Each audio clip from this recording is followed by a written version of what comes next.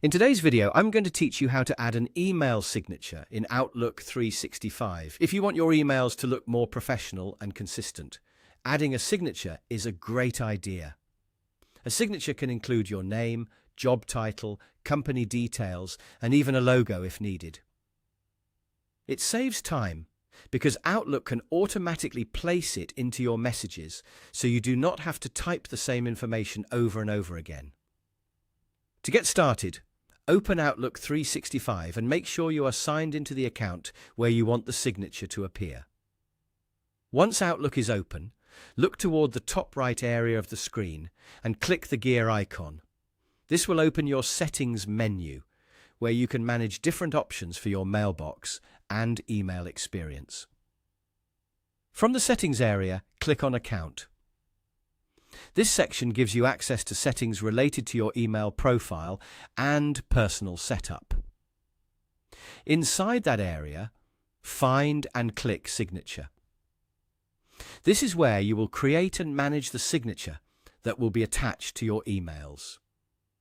Now you can add your information into the signature box.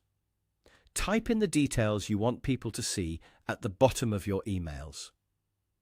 This might include your name, your role, your business name, or other professional contact information you want displayed.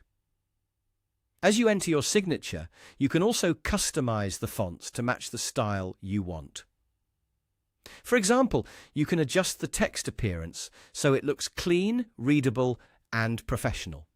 If you want to make the signature more visually polished, you can also add a company logo here. This can be helpful for branding, especially if you are sending business emails regularly. Just make sure the signature still looks neat and not too crowded, since a simple design is often easier for recipients to read. After your signature looks the way you want, mark the checkbox to automatically include it. This step is important because it tells Outlook to place your signature into your outgoing messages automatically.